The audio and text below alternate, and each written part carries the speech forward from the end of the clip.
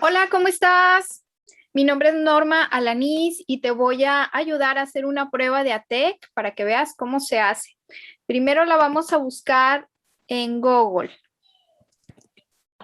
Prueba de ATEC. Nos venimos y encontramos esta, autismo, tratamiento, evaluación, prueba ATEC, checklist. Entramos en ella y nos vamos a ir hasta abajo, que ahí es donde vienen los idiomas. Nos vamos hasta abajo. En este caso vamos a escoger el idioma español. Y aquí vamos a poner el nombre del niño.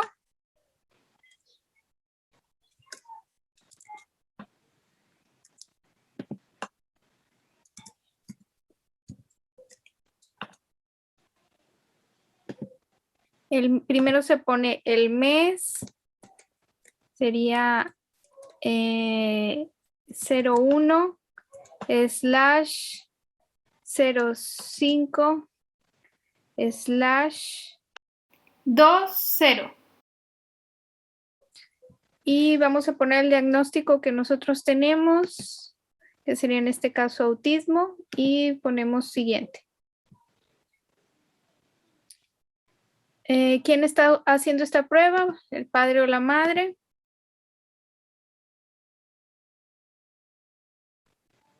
Y ya vamos a empezar.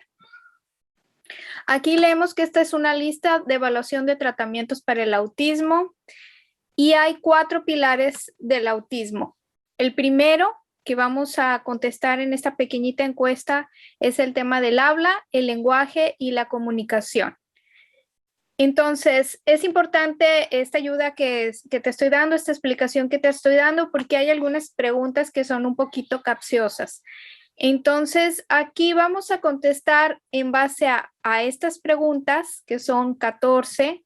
Vamos a contestar si estas preguntas que nos están diciendo, en el caso de nuestro hijo, No es cierto. algo cierto o muy cierto. Vamos a ir con la primera. ¿Sabe su propio nombre? Si él sabe su propio nombre y reacciona ante cuando nosotros le comentamos o le decimos su nombre, si él reacciona, si él lo sabe, si él sabe su propio nombre, entonces vamos a poner que sí es muy cierto. En el caso de que él no reacciona a su nombre, le vamos a poner que no es cierto. En el caso de que algunas veces reacciona a su nombre, le vamos a poner algo cierto. Entonces, ¿qué tan cierto es todo esto que nos están diciendo en el caso de nuestro hijo? ¿Qué tan cierto es?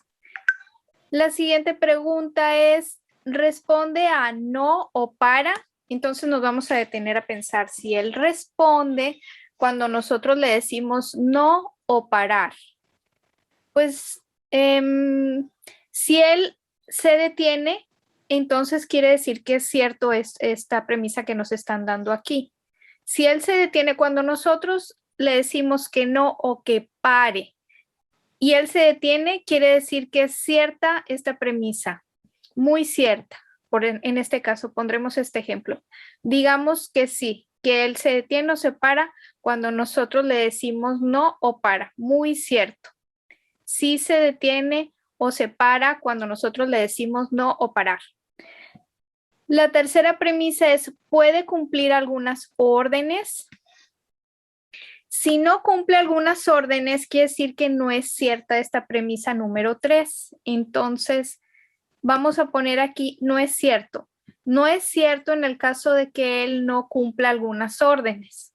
Si cumple las órdenes en algunas ocasiones, entonces pondremos algo cierto. Y si siempre cumple las órdenes o las indicaciones que se da, le pondremos muy cierto. En el caso de que no cumpla con ninguna orden, porque aquí la premisa dice puede cumplir algunas órdenes, en el caso de que no cumpla con ninguna orden, vamos a poner no es cierto. Vamos a dejar el ejemplo así. La siguiente es, ¿puede utilizar una palabra a la vez? Como por ejemplo, no, come, agua, etcétera. Si él puede utilizar una palabra a la vez, si puede decir una palabra, entonces vamos a decir que sí, que es muy cierto, él puede utilizar una palabra. Vamos con la siguiente premisa, que es la número 5. Puede usar dos palabras a la vez, como por ejemplo, no quiero, vete a casa. Puede usar él dos palabras a la vez. Si él puede hacerlo en algunas ocasiones, entonces pondremos algo cierto.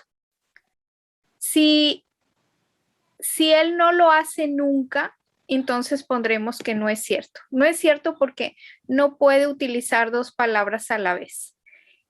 Y si él lo hace completamente y siempre, si es capaz de utilizar más de dos palabras o dos palabras a la vez, quiere decir que muy cierto. La premisa que tenemos aquí es cierta. Él puede utilizar dos palabras a la vez. La premisa número 6 es, puede utilizar tres palabras a la vez como quiero más leche. En el caso de que algunas veces lo haga, podremos poner algo cierto. En el caso de que siempre lo haga, podemos poner muy cierto. La premisa número 7 es, ¿sabe 10 palabras o más? Pues si él definitivamente no las conoce, pondremos que no es cierto. Si está aproximadamente entre 10 palabras, pero no estamos muy seguros, sería algo cierto. Y si dice, definitivamente si dice 10 palabras o más, sería muy cierto. O sea que la premisa número 7 es muy cierta en el caso de nuestro hijo. La premisa 8 es, ¿puede utilizar oraciones con 4 palabras o más? Si él lo hace en alguno de los casos, vamos a colocar algo cierto. Si él no lo hace nunca, entonces colocaremos no es cierto. Esta premisa no aplica con nuestro hijo porque no lo ha logrado. Si siempre ya él habla con oraciones de 4 palabras o más, pondremos muy cierto. Dejaremos este caso en algo cierto. La número 9 es, explica lo que él o ella desea. Si logra explicar lo que ella desea, él o ella desea, es muy cierto. Si logra hacerlo en alguno de los casos, es algo cierto. Si no lo ha logrado aún, no es cierto. Y lo dejaríamos en no es cierto. La número 10 es, hace preguntas con significado, no contestando o no repitiendo cosas que él escucha, sino que él pregunta y tiene un significado y una intención cuando él hace determinada pregunta.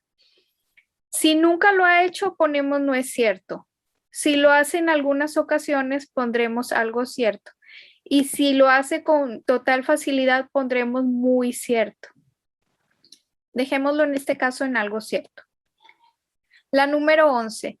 El lenguaje tiene tendencia a tener significado, ser pertinente, es decir, que lo que él está comunicando va de acuerdo a lo que está sucediendo en el entorno o lo que él quiere comunicar. Si él lo hace todo el tiempo, es muy cierto. Si casi no logra hacerlo de hablar con significado, pues sería algo cierto. Si él nunca habla con significado o lo que dice no tiene coherencia conforme a lo que está pasando, quisiera decir que no es cierto. Vamos a colocarlo en el medio como en algunas ocasiones él logra tener significado en su comunicación y ser pertinente de lo que está sucediendo en el momento. La número 12, con frecuencia usa varias oraciones sucesivas, es decir, que no nada más te dice una frase y ya, sino te dice una cosa y luego te dice otra, que ya logra comunicarse con varias oraciones de forma sucesiva. Si él ya lo hace continuamente, es muy cierto. Si lo hace en algunas ocasiones, pues será algo cierto. Si él no logra hacerlo nunca, no es cierto. En este caso vamos a dejarlo como si no fuera cierto. La número 13. Puede sostener una conversación bastante bien y esto se refiere a que él hable y la otra persona le conteste o le haga una pregunta y él pueda contestarla. O sea, ya tener un diálogo de ida y de regreso, que él pueda entender, comprender y contestar lo que se le esté preguntando.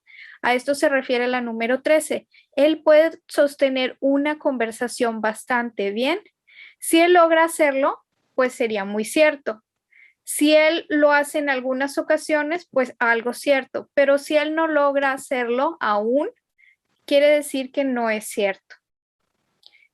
Y la última de este pilar es, presenta una habilidad normal de comunicarse para su edad. Si él ya se comunica de manera normal, conforme a la edad que tiene, vamos a poner que es muy cierto. Si él medianamente se comunica como conforme a la edad que tiene, sería algo cierto. Pero si él aún no se comunica en base a la edad que tiene, pondríamos que no es cierto. Vamos a irnos al siguiente pilar del autismo.